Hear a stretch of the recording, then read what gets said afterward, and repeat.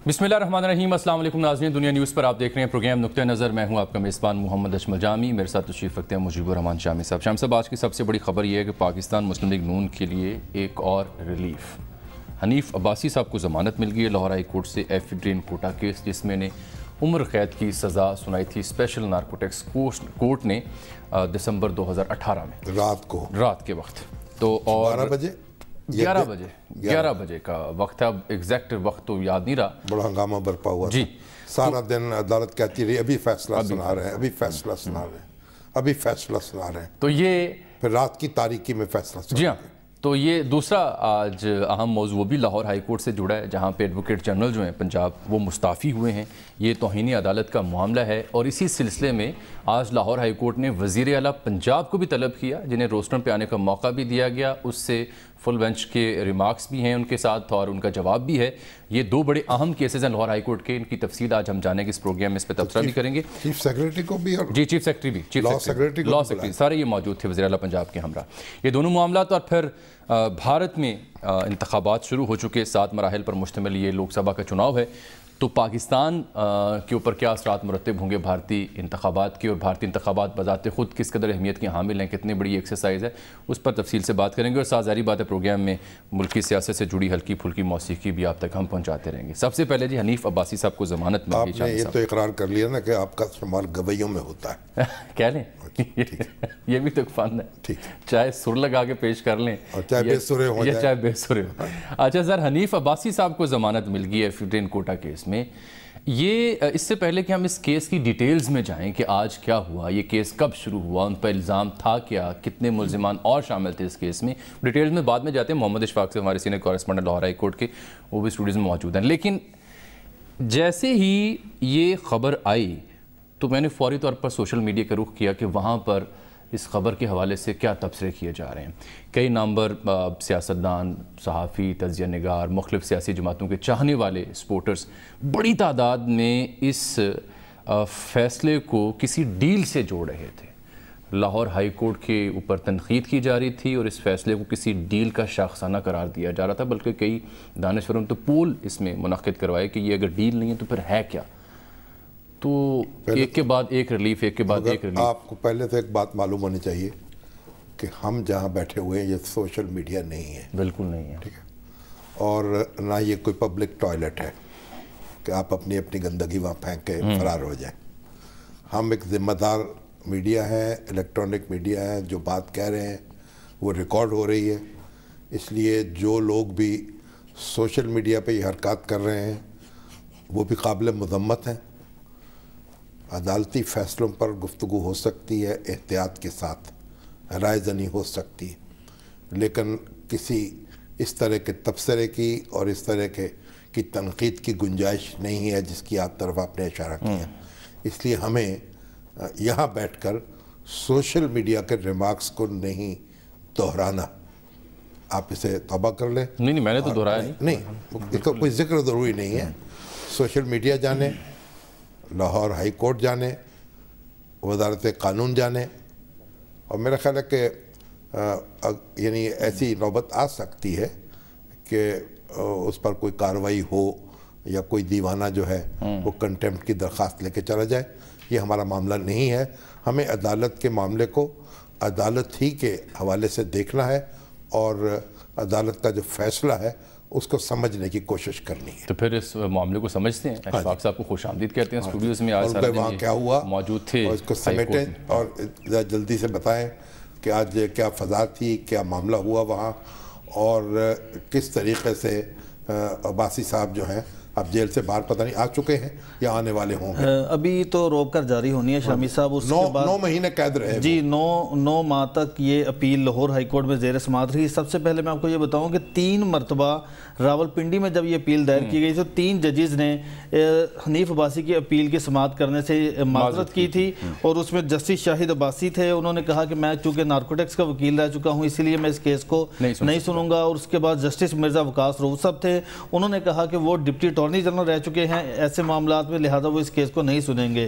تو مجموعی طور پر 3 ججز تھے اور اس کے بعد نہیں، مگر پھر ان کو یہاں کیسے منتقل کیا گیا؟ بالکل. ثاقب نثار صاحب کا حکم تھا میرا خیال. نہیں سر، اس میں پھر حنیف عباسی صاحب کے وکیل اعظم نذیر تاڑر صاحب نے لاہور ہائی کورٹ میں ایک درخواست دائر کی جو کہ چیف جسٹس کے پاس سماعت ہوئی، اور انہوں نے درخواست میں یہ کہا کہ ہمارا ضمانت کی حد تک کیس لاہور منتقل کیا جائے، کیونکہ وہاں پر بینچ میں جو ججز بیٹھے ہیں کیسز کی سماعت کر رہے ہیں وہ ہر مرتبہ اس کیس کی سماعت سے معذرت کر لیتے ہیں، اور پھر مجبوراً جو حنیف عباسی ہیں وہ جیل میں سزا کاٹ رہے ہیں. ہمارا کیس بہت سیدھا سا ہے، تو ہم چاہتے ہیں کہ اس کی جو اپیل ضمانت کی درخواست ہے وہ لاہور ہائی کورٹ میں اس کی سماعت ہو. یہ وہ وجہ بنی کہ یہ کیسے لاہور ہائی کورٹ تک کیس پہنچا. نہیں، پھر وہ یہاں بھی منتقل ہوئے نا. جی بالکل. کیمپ جیل میں ہی وہ رہے، یہ عرصہ انہوں نے کاٹا، یہ بھی ان کو سزا ملی. بالکل، گھر سے دور رہنا پڑا ان کو. اور پھر لاہور ہائی کورٹ میں سب سے پہلا بینچ بنا جسٹس سرفراز ڈوگر صاحب کی سربراہی میں. وہ بینچ اس وجہ سے تحلیل ہوا کہ ان کے والد محترم انتقال کر چکے تھے، پھر وہ ملتان چلے گئے، اور اس کے بعد پھر بینچ نیا تشکیل ہوا. تو پھر ایک مرتبہ نئی جو کاز لسٹ جاری ہوئی تو اس کے بعد پھر جسٹس عالیہ نیلم صاحبہ کی سربراہی میں 2 رکنی بینچ بنا. تو اس بینچ نے اس کیس پر طویل سماعت کی، اور اعظم نذیر تاڑر ایڈوکیٹ صاحب نے یہ دلائل دیے کہ یہ جو فیصلہ سنایا گیا تھا انسداد منشیات عدالت نے وہ حقائق کے برعکس سنایا گیا ہے. اور انہوں نے دلیل کے ساتھ یہ گفتگو کی، عدالت کو یہ بتایا کہ جس ایفیڈرین کو منشیات کا جواز بنا کر جو سزا سنائی گئی ہے حنیف عباسی صاحب کو، یہ بالکل ہی غیر قانونی ہے، کیونکہ ایفیڈرین میں کسی قسم کی منشیات نہیں ہے، نہ ہی اس طرح کی چیز انہوں نے استعمال کی تھی. انہوں نے اس فیصلے کا بھی حوالہ دیا جب پراسیکیوشن نے اپنے تحریر میں یہ لکھا تھا کہ ان کو یہ اس وقت پتہ چلا ایفیڈرین منشیات ہے جب انہوں نے گوگل سے سرچ کیا ایک آرٹیکل، اور اس میں انہوں نے کہا کہ اگر فلاں چیز اس میں مکس کی جائے تو یہ منشیات بنتی ہے، نشہ آور چیزیں بن سکتی، جس میں نشہ آور چیزیں بن سکتی ہیں. تو کمرہ عدالت میں کہہ اس وقت لگا جب اعظم نذیر تاڑر صاحب نے یہ کہا تو ٹھیک ہے، پھر لوگ انگور خرید لیں اور اس میں اگر فلاں چیز مکس کریں تو جو چیز بنتی ہے پھر انگور بیچنے والے کے خلاف بھی کارروائی کریں اور خریدنے والے کے خلاف بھی کریں. وہ تو کھجور سے بھی بن سکتی ہے. جی بالکل، وہ چیز. جی بالکل. یامی صاحب جس پہ خوش ہو رہے ہیں. نہیں، میں تو یہ کہہ رہا ہوں کہ وہ تو آپ کسی بھی قدرتی جڑی بوٹی کو کشید کر لیں تو اس سے کئی مشروبات بن جاتے ہیں، جام اور جامی، صحت بخش، فرد بخش، اس کا بڑا گہرا تعلق سر کئی مشروبات بن سکتے ہیں نا. وہ تو انسان کی حکمت ہے، اس کا اپنا تدبر ہے. جی. تو جسٹس عالیہ نیلم صاحبہ نے کہا کہ جو پراسیکیوٹر جو نیب نارکوٹکس کے جو وکیل تھے افتخار حسین شاہ صاحب، ان کو کہا کہ آپ بتائیں آپ کے پاس کیا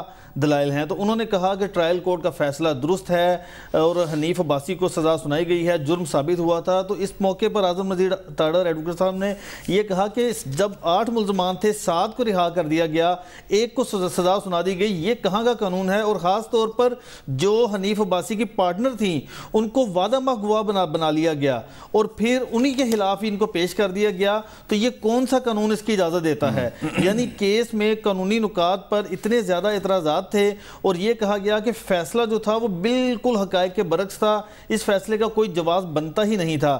جسٹس عالیہ نیلم نے سرکاری وکیل سے یہ کہا کہ جو دستاویزات ہیں جن کا آپ ذکر کر رہے ہیں وہ کہاں پر ہیں ثبوت؟ آپ اپنے ثبوت عدالت میں دیں اور اپنے کیس کو ثابت کریں، لیکن دوران سماعت سرکاری وکیل اپنا کیس ثابت کرنے میں ناکام رہے اور 2 رکنی بینچ کو اپنے دلائل سے وہ مطمئن نہیں کر سکے، جس کے بعد 2 رکنی بینچ نے حنیف عباسی کی ضمانت منظور کر لی اور فوری طور پر سزا معطل کرتے ہوئے انہیں رہا کرنے کے احکامات جاری کر دیے ہیں. گو کہ کچھ دن قبل اسی بینچ نے حنیف عباسی کو شیخ زاید ہسپتال منتقل کرنے کے احکامات جاری کیے تھے، کیونکہ عدالت کو بتایا گیا تھا کہ ان کی طبیعت ناساز ہے اور جیل میں ان کا علاج نہیں ہو رہا. تو اب جیسے ہی تحریری فیصلہ جاری ہوگا اور پھر روپ کر جائے گی اور اس کے بعد پھر ان کی رہائی. اب یہ اس کی سماعت جو ہے مقدمے کی سماعت، جی وہ بھی یہی بینچ کرے گا اس کی، کیونکہ جو ریلیف لیا تھا ایڈوکیٹ اعظم نذیر تاڑر صاحب نے، انہوں نے لیا تھا صرف ضمانت کی حد تک، کہ ضمانت کی حد تک فیصلہ لاہور بینچ پرنسپل سیٹ سنے، اس کے بعد جو مین کیس ہے، مرکزی کیس ہے، وہ واپس پنڈی بینچ منتقل کر دیا جائے اور بے شک ادھر ہی سماعت ہو، ہمیں کوئی اعتراض نہیں. تو جج صاحب تو چیف جسٹس صاحب پر منحصر ہوگا نا؟ نہیں، انہوں نے پھر فیصلہ کر دیا تھا اس کا کہ باقی ضمانت کی حد تک معاملہ پرنسپل سیٹ سنے گی اور اس کے بعد مین جو مرکزی کیس ہوگا وہ راولپنڈی کا بینچ سنے گا. پھر وہ جج صاحبان کہیں کہ ہم وہ معذرت کر سکتے ہیں کیونکہ آلریڈی کر چکے ہیں 5 ججز. ٹھیک ہے, ٹھیک. اشفاق ساتھ ہی رہے گا, ابھی دوسرے کیس پہ آپ کے پاس آتے ہیں. اچھا سر یہ سنیں جب ایک تھوڑا 2 جملے سن لیجئے. ایک مضمون کا حصہ ہے کہ جو عدالتی فیصلہ تب آیا تھا حنیف عباسی صاحب کے خلاف رات کے 11 بجے, اس میں لکھا گیا تھا control of narcotics substances act 1997 میں ایفیڈرین کا کوئی ذکر نہیں ہے, لہٰذا عدالت نے گوگل کے مضمون پر انحصار کیا جو اشفاق نے بات کی, تاکہ ثابت کیا جائے کہ ایفیڈرین کو میٹافیٹامائن یا میتھیم فیٹامائن, یہ کوئی کیمیکلز ہیں, ان کی تیاری میں استعمال کیا جاتا ہے. اور پھر وہ کہتے ہیں اس کا ذکر فہرست کی سیریل نمبر 47 میں موجود ہے. اور دلچسپ بات یہ ہے کہ 1990 کے مضمون کو فیصلے میں مکمل طور پر کاپی پیسٹ کیا گیا تھا. فیصلے میں کہا گیا ہے کہ گوگل ریسرچ نے واضح کر دیا ہے کہ یہ کیمیکل جس کا میں نام لیا, اس کو ایفیڈرین کے استعمال سے تیار کیا جا سکتا ہے. اس فیصلے پر اس وقت بھی بہت بے اطمینانی کا اظہار کیا گیا تھا. ہمارے جو کئی اینکرز جو ہیں اور اخبار نویس دوست ہیں, انہوں نے بھی اس پہ تنقید کی تھی. اور اس میں بہرحال اس وقت یہ ہوا کہ حنیف عباسی صاحب الیکشن میں حصہ نہیں لے سکے اور وہ اسمبلی سے باہر رہ گئے. اور اب یہ تو اس کا تو مداوع نہیں ہو سکے گا, لیکن بہرحال آپ مقدمہ لڑیں گے, دیکھتے ہیں اس کے بعد اس میں کیا صورت پیدا ہوتی ہے. کتنا امپورٹنٹ ہے پاکستان مسلم لیگ نون کے لیے حنیف عباسی جیسے ایک ووکل جو پولیٹیشین ہے, ان کی واپسی ضمانت پہ چاہے ہوا ہے؟ ذاتی طور پر تو ان کو کافی صدمہ پہنچا ہے. ان کی بیٹی جو آپ کو معلوم ہے جو لیڈی ڈاکٹر تھی, وہ اس کی تھوڑی سی اشک شوئی کی کوشش کی ہمارے بشارت راجہ صاحب نے. تو جو ایم ایس تھے وہ انہیں ایک انتقامی کارروائی کا نشانہ بنا رہے تھے, وہ ڈٹ کے کھڑے ہو گئے. اور بہرحال بشارت راجہ صاحب نے تو ایک اچھی مثال قائم کی تھی کہ بچوں کو سیاست میں نہ گھسیٹا جائے, لیکن پھر اس بچی نے استعفیٰ دے دیا وہاں سے اور اپنی ملازمت ترک کر دی. ذاتی طور پر ان کو کافی صدمہ اٹھانا پڑا اور ایک ان کاروبار بھی ان کا متاثر ہوا. لیکن اب ان کی جو سیاست ہے ظاہر ہے دیکھیں گے اس کا کیا اثرات ہوتے ہیں. اس کے نفسیاتی اثرات زیادہ ہوں گے مسلم لیگ نون پر بھی, اور عملاً اثرات جو ہوں گے وہ عباسی صاحب پر ہوں گے. ٹھیک, آپ آ جاتے ہیں آج وزیر اعلیٰ پنجاب جناب عثمان بزدار صاحب کی لاہور ہائی کورٹ میں, سپریم کورٹ تو خیر جا چکے ہیں لیکن لاہور ہائی کورٹ میں پہلی پیشی تھی, طلب کیا گیا تھا انہیں, چند گھنٹے کے نوٹس پہ بلایا گیا, 3 بجے دوپہر کا وقت دیا گیا تھا, فوری طور پر وہ چیف سیکرٹری کے ساتھ سیکرٹری قانون کے ساتھ آ جائیں, کیونکہ تنازع چل رہا تھا. ہمارے جو احمد اویس صاحب ہیں ایڈوکیٹ جنرل, اگرچہ بڑے سینئر وکیل ہیں, بڑے ہمارے قابل احترام دوست ہیں, لیکن وہ اپنے جذبات کو قابل رکھے. عدالت نے ان کو نوٹس جاری کیا کنٹیمپٹ آف کورٹ کا, اور وہ جی آئی ٹی کی دوبارہ جی آئی ٹی بنانے کے حوالے سے. اور میں خود تاریخ میں پہلی بار کسی ایڈوکیٹ جنرل کو یہ نوٹس جاری ہوا. بالکل. اب اس پہ توقع تو یہ کی جا رہی تھی کہ عام طور جب ایسی صورتحال پیدا ہوتی ہے تو ایڈوکیٹ جنرل فوری طور پر. اچھا, میں شامی صاحب آپ کو روک رہا ہوں اور اس کیس کی مزید تفصیل بھی سنتے ہیں اور آپ کا تبصرہ بھی, لیکن ایک چھوٹی سی مجھے بریک لینی ہے. ناظرین ہمارے ساتھ رہیے گا, بڑا دلچسپ یہ واقعہ ہے کہ کیسے پھر وزیر اعلیٰ پنجاب آئے اور ان کا مکالمہ کیا ہوا عدالت کے ساتھ, احمد اویس کا کیا موقف تھا اور عدالت نے کیا ریمارکس دیے, یہ سب آپ جان پائیں گے. چھوٹی سی بریک کے بعد ہمارے ساتھ رہیے گا.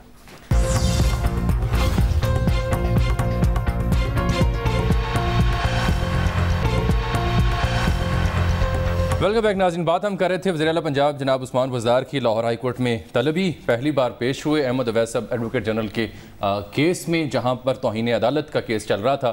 تو محمد اشفاق صاحب سے شامی صاحب ذرا اس کی رودات میں مختصر سن لیتے ہیں کہ یہ واقعہ تھا کیا. اشفاق صاحب یہ کیس تھا کیا, توہین عدالت کب ہوئی, احمد اویس صاحب کیا معاملہ تھا, ہائی کورٹ کی آبزرویشن کیا تھی, اور عثمان بزدار صاحب کو کیوں آج طلب کرنا پڑا لاہور ہائی کورٹ کو؟ جامع صاحب, جب سب سے پہلے لاہور ہائی کورٹ کے 3 رکنی فل بینچ نے ثانیہ ماڈل ٹاؤن کی نئی جے آئی ٹی کو کام کرنے سے روکنے کے احکامات جاری کیے, تو جیسے ہی ایڈوکیٹ جنرل پنجاب احمد اویس صاحب کو پتہ چلا کہ فل بینچ نے اتنا بڑا حکم جاری کر دیا ہے, تو یہ دوڑے آئے اور کمرہ جسٹس قاسم خان کی عدالت میں آئے. تو وہاں پر انہوں نے شور شرابہ شروع کر دیا اور یہ کہا کہ ایڈوکیٹ جنرل کو سنے بغیر کیسے عدالت حکم جاری کر سکتی تھی. حالانکہ 3 رکنی فل بینچ جس وقت یہ ہیئرنگ کر رہا تھا, یہ سماعت کر رہا تھا, اس وقت کمرہ عدالت میں اسسٹنٹ ایڈوکیٹ جنرل پنجاب کمرہ عدالت میں موجود تھے جنید صاحب. تو انہوں نے اس کیس کی انفارمیشن ایڈوکیٹ جنرل پنجاب کو نہیں دی، حالانکہ انہوں نے پورا کیس سنا، لکھا، دیکھا، لیکن انہوں نے ایڈوکیٹ جنرل آفس تک یہ کیس نہیں پہنچایا، اور جس کی وجہ سے ایڈوکیٹ جنرل اپنے دلائل نہیں دے سکے۔ تو جب ایڈوکیٹ جنید صاحب نے خود کہا کہ میں کافی ہوں اس کام کے لیے، جی وہ صرف سنتے رہے ہیں بنیادی طور پر تو پھر جو اسسٹنٹ ایڈوکیٹ تھے ان کی ذمہ داری ان کی ذمہ داری بنتی تھی، حکومت تو ریپریزنٹ تو ہو گئی نا۔ جی بالکل، یہی بات فل بینچ نے بھی کہی، لیکن ان کے ساتھ پھر دیگر جو لا افسران تھے وہ بھی آئے اور انہوں نے عدالت میں نعرے بازی شروع کر دی، تضحیک امیز الفاظ کہے، جس کا 3 رکنی فل بینچ نے سخت نوٹس لیا۔ اور پہلا شو اس میں کون تھا فل بینچ میں؟ فل بینچ میں جسٹس قاسم خان صاحب، جسٹس مس عالیہ نیلم صاحبہ تھیں، اور ان کے ساتھ جسٹس ملک شہزاد احمد خان صاحب ہیں۔ اور 3 رکنی فل بینچ نے اس معاملے پر ایڈوکیٹ جنرل پنجاب کو شو کاز نوٹس جاری کیا اور ان کو طلب کیا، اور جب ایڈوکیٹ جنرل پنجاب کو طلب کیا تو وکلا کی بڑی تعداد کمرہ عدالت میں پہنچ گئی اور یہ کہا کہ اس معاملے کو درگزر کرنے دیں، ختم کرنے دیں۔ تو پھر جسٹس قاسم خان صاحب نے یہ کہا کہ آپ جو کہہ رہے ہیں یہی چیز آپ ہمیں لکھ کر دے دیں تاکہ ہم اس کیس کو نمٹائیں اور آگے چلیں، کیونکہ عدالت نے یہ تاریخ میں پہلی مرتبہ ہوا ہے عدلیہ کی تاریخ میں کہ کوئی ایڈوکیٹ جنرل اس حد تک عدالت کے ساتھ اونچی آواز میں بات کرے، اس طرح کا رویہ اپنائے، آج تک کبھی ایسا نہیں ہوا۔ تو جو جواب پہلی مرتبہ لکھ کر دیا گیا اس میں بھی ایڈوکیٹ جنرل پنجاب نے اپنے رویے پر معافی نہیں مانگی، تو فل بینچ نے وہ جواب غیر تسلی بخش قرار دے کر مسترد کر دیا اور دوبارہ کہا کہ ریٹن جواب دوبارہ جمع کروایا جائیں۔ یعنی اس سارے عمل کو 20 روز گزر چکے ہیں، اور لیکن ایڈوکیٹ جنرل پنجاب نے نہ معافی مانگی نہ تحریری جواب جمع کروایا۔ اور آج حامد خان پیش ہوئے ایڈوکیٹ جنرل پنجاب کی جانب سے ان کے وکیل بن کے اور یہ کہا کہ عدالت بڑے پن کا مظاہرہ کرے، اب تو چونکہ جو توہین عدالت کا قانون ہے وہ بھی متروک ہو چکا ہے تو اس کو ختم کرے معاملے کو، تو جسٹس درگزر سے کام لے۔ تو جسٹس قاسم خان نے کہا کہ یہ ججز کی ذات کا معاملہ نہیں ہے، یہ عدالت کے وقار کا معاملہ ہے، اگر آج ان کو چھوڑ دیا گیا، ان پر کوئی بات نہ کی گئی تو پھر لا افسران وہ بھی اسی طرح سے چلیں گے۔ اگر ان کی جگہ پر کوئی چیف سیکٹری یا سیکٹری ہوتا تو ان کا یہ رویہ ہوتا تو پھر آپ سب دیکھتے کہ ان کا ہم کیا حشر کرتے۔ جسٹس عالیہ نیلم نے کہا کہ یہ صرف بات ایڈوکیٹ جنرل کی ہی نہیں بلکہ جو دیگر لا افسران تھے انہوں نے یہاں پر نعرے بازی کی ہے اور ان کے نام تک موجود ہیں، لیکن ہم نے حکم میں فیصلے میں ان کا نام نہیں لکھا اور ہم نے نرمی شو کی ہے۔ اب یہ دیکھیے احمد جمال سکھیرا صاحب، تازہ خبر ہے، احمد جمال سکھیرا صاحب ان کو نیا ایڈوکیٹ جنرل پنجاب تعینات کیا گیا، کل نوٹیفیکیشن جاری ہو جائے گا، یہ اس کے ساتھ جڑی خبر۔ اب دیکھیں صاحب نقطہ یہ ہے کہ سی ایم پنجاب کیسے آئے؟ اسی لیے آئے نا کہ یعنی بینچ کو توقع تھی کہ ایڈوکیٹ جنرل جو ہیں وہ اپنا منصب ختم چھوڑ دیں گے یا پنجاب حکومت کارروائی کر لے گی، ان سے استعفیٰ لے لے گی۔ جب ایسا نہیں ہوا تو پھر ان کو طلب کیا گیا وزیر اعلیٰ کو، چیف سیکرٹری کو، وزیر قانون کو، سیکرٹری قانون کو کہ آ کے جواب دیں کہ اس مقدمے میں کیا پنجاب حکومت کی وکالت کے فرائض انہی نے ادا کرنے ہیں اویس صاحب نے؟ کیوں جی یہی بات اس طرح شامل صاحب بالکل اسی طرح کی بات تھی، کیونکہ سانحہ ماڈل ٹاؤن کا جو جی آئی ٹی کا کیس تھا، جسٹس قاسم خان صاحب نے کہا کہ ہم نے وزیر اعلیٰ کو صرف اس لیے بلایا ہے کہ ہمیں بتایا جائے کہ کیا احمد اویس صاحب ہی اس کیس کو آگے لے کر چلیں گے یا حکومت نیا وکیل مقرر کرے گی۔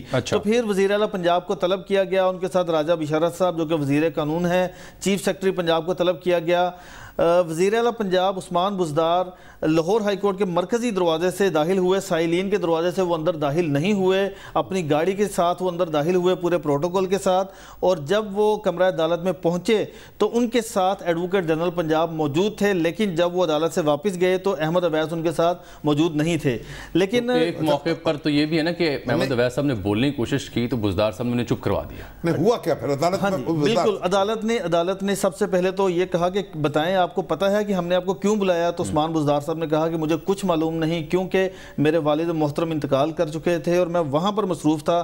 پھر عدالتی حکم پر پراسیکیوٹر جنرل پنجاب احتشام قادر صاحب نے عدالتی حکم پڑھ کر سنایا، تو جب یہ حکم سنایا گیا تو اس کے بعد بزدار صاحب نے یہ کہا کہ ہم اور ہماری جماعت عدالتوں کے فیصلوں کا مکمل احترام کرتی ہے، ہم کبھی عدالت کی توہین کا سوچ نہیں سکتے۔ تو جسٹس ملک شہزاد صاحب نے کہا، اور اس دوران ایک چیز میں بتانا چاہوں گا کہ زور سی وکلا نے جب دروازہ کھٹکھٹایا تو انہوں نے کہا کہ کیا یہ ہے نیا پاکستان کہ ایک وزیر اعلیٰ نے پیش ہونا ہے اور وکلا کی فوج اب ساتھ لے آئے ہیں؟ تو اس پر انہوں نے کہا کہ یہ وکیل میں نہیں لے کر آیا، یہ خود سے آئے ہیں۔ تو بزدار صاحب نے یہ کہا کہ ہم اس معاملے میں نیا وکیل مقرر کریں گے، احمد اویس سانحہ مالٹون کے کیس میں پیش نہیں ہوں گے۔ جب احمد اویس صاحب نے یہ بات سنی تو انہوں نے فوری بولنے کی کوشش کی اور اپنی صفائی دینے کی کوشش کی، لیکن بزدار صاحب نے ان کا ہاتھ پکڑ کر دبا دیا اور ان کو بولنے نہیں دیا اور یہ کہا کہ آپ خاموش رہیں۔ تو پھر جی بالکل دبنگ وزیر اعلیٰ ہے، تو انہوں نے کہا کہ آپ خاموش رہیں، اور اس کے بعد پھر عدالت نے جو بزدار صاحب کو یہ کہا کہ ٹھیک ہے آپ نیا وکیل مقرر کر دیں، ہم احمد اویس کے خلاف توہین عدالت کے معاملے پر فیصلہ محفوظ کر لیتے ہیں، جبکہ مرکزی کیس کی ہیئرنگ 19 تاریخ تک ملتوی کی گئی ہے اور اس کے بعد پھر عدالت اس کارروائی کو آگے بڑھائے گی۔ پھر اس کے بعد انہیں تو مقدوش ہو گیا، یہ استعفیٰ دے دیا جی بالکل، کمرہ عدالت سے نکلتے ہی ایڈوکیٹ جنرل پنجاب۔ ٹھیک، محمد اشفاق صاحب بہت شکریہ۔ ہمارے جو میڈیا کے لوگ ہیں جی ان کو بھی معلوم ہونا چاہیے، جو ہمارے وکیل حضرات ہیں ان کو بھی معلوم ہونا چاہیے کہ اگر یہ عدالتیں نہ ہوں اور ان کا احترام نہ ہو تو ان وکیلوں کی حیثیت جامعہ اشرفیہ کے مفتیوں سے زیادہ نہیں رہے گی۔ اللہ اکبر، یہ ان کو پوچھے گا نہیں، چلے کوئی ان کی حیثیت یہ بہرحال امپورٹنٹ کیس تھا یہ، اور اس کی تفصیلات سامنے آنا بہت ضروری تھی، اور عدالت جو ہے اس کے وقار کو، اس کے احترام کو ملحوظ رکھنا جو ہے ہر شخص کی ذمہ داری ہے، خاص طور پر اس کی جس نے کالا کوٹ پہنا ہو۔ بالکل ٹھیک ہے۔ اب اشفاق صاحب رپورٹ کر رہے تھے نا کہ عثمان بزدار صاحب سائلین تو آپ کو پتہ لگا کہ اگر وزیر اعلیٰ ایڈوکیٹ جنرل کا ہاتھ دبا دے تو وہ دبنگ ہو جاتا ہے۔ بالکل دبنگ ہے، ٹھیک ہے، مطلب دبنگ کی تعریف بھی ہو گئی تھوڑی سی۔ اچھا دیکھیں دوسری بات یہ ہے کہ میں خیال مجھے بھی آپ کا ہاتھ دبا دینا، دیکھیں میں بریک لے لوں گا پھر میں فوری طور پر۔ یہ جو اشفاق صاحب نے بتایا نا کہ عثمان بزدار صاحب مرکزی دروازے سے اندر آئے، گاڑی کے ساتھ سائلین کے راستے سے نہیں آئے، تو شہباز شریف صاحب کو بھی جب بلایا جاتا تھا تو وہ بھی ایسی ہی دبنگ انٹری ڈالتے تھے لاہور ہائی کورٹ میں، تو کوئی فرق نہیں ہے اس پتہ نہیں، مجھے تو نہیں پتہ، میں دیکھا ہوا ہے، وہ تو سپریم کورٹ کی بات، یہاں بھی 2 بار بلایا گیا ہے سپریم کورٹ میں اسی جگہ پہ۔ بہرحال ایک بریک لیتے ہیں، واپس آتے ہیں تو پھر کچھ ذکر ہوگا بھارتی انتخابات کا بھی ایک بریک کے بعد۔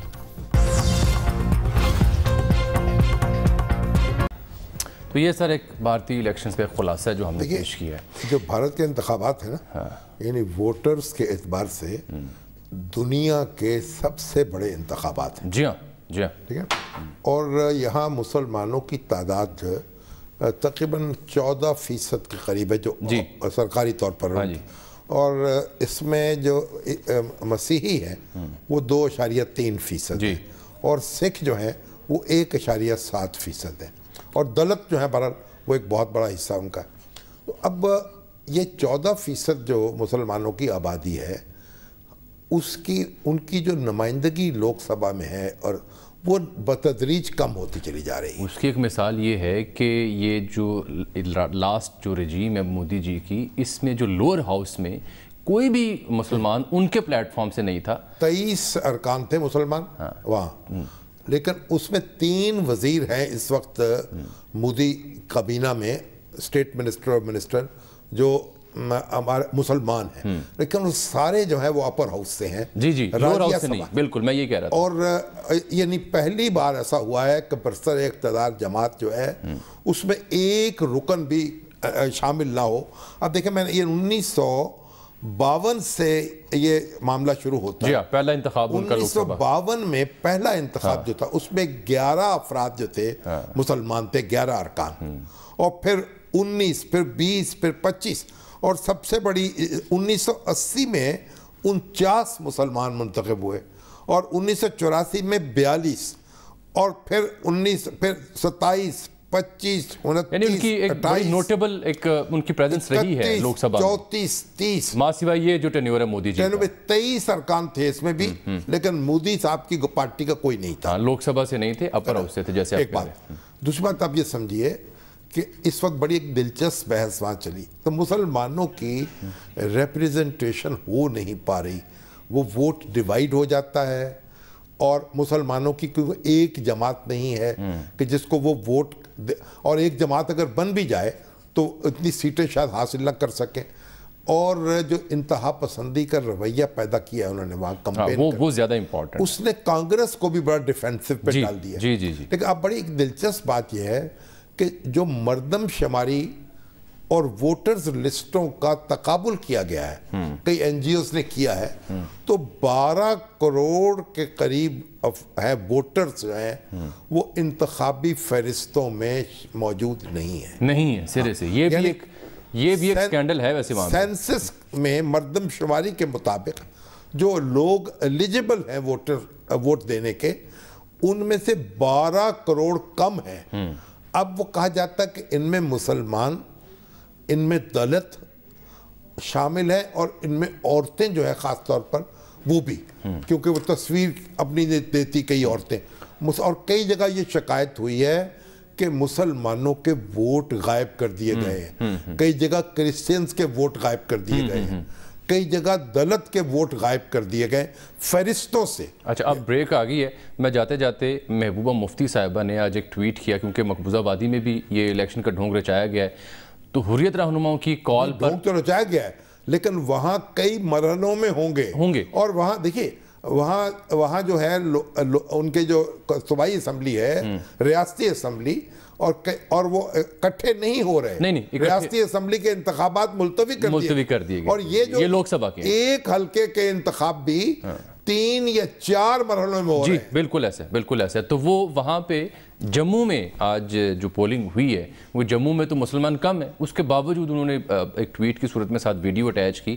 ادھر ویڈیو دکھائیں جو محبوبہ مفتی صاحبہ نے پوسٹ کی ہے. جی اس میں آپ دیکھیں ان کا محبوبہ مفتی صاحبہ کا یہ دعویٰ ہے کہ یہ ایک شخص ہے جو کہ بی جے پی کو ووٹ نہیں دینا چاہ رہا، اور اس کے ساتھ بی ایس ایف اور دیگر جو سیکیورٹی آفیشلز ہیں وہ بہیمانہ تشدد اس پر کر رہے ہیں. دکھائیں ذرا.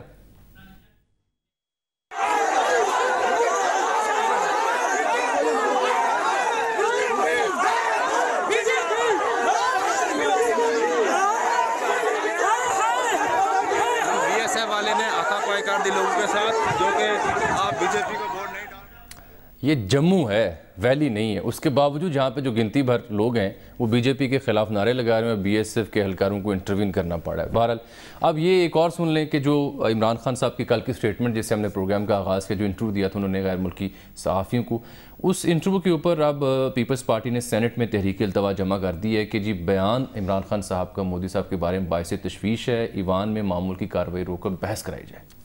ہاں وہ بیان جو تھا وہ غیر محتاط تھا، اور وزیر اعظم عمران خان کو یہ انتخاب میں اس طرح کا بیان نہیں دینا چاہیے تھا. وہاں سے مسلمانوں کے جذبات جو ہیں مجروح ہوئے اس بیان سے.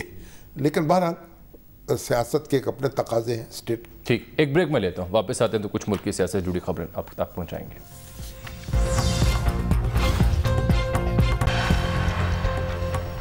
ویلکم بیک ناظرین. شامی صاحب یہ آج پیپلز پارٹی کا ایک وفد جو ہے کے پی کے سے ہمایوں خان صاحب، فیصل کریم کنڈی، نگہت اورکزئی، اعجاز درانی اور شیر اعظم شامل تھے. یہ پہنچے ہیں، چیئرمین نیب سے ملے ہیں، اور بی آر ٹی منصوبہ پشاور میں مبینہ تاخیر اور دیگر معاملات کی تحقیقات کی درخواست انہوں نے کی ہے. اور چیئرمین نیب نے کہا کہ بالکل نیب تمام سیاستدانوں کا احترام کرتا ہے، نیب کا تعلق کسی پارٹی گروہ یا فرد سے نہیں ہے.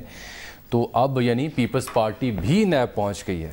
پرویز خٹک صاحب اور صوبائی کی کابینہ کے خلاف وہ چاہتے ہیں کارروائی کی جائے. اصل میں جو ہماری سیاسی جماعتیں ہیں اور ہمارے سیاسی رہنما، ان کی انہی حرکتوں نے انہیں خوار کیا ہے.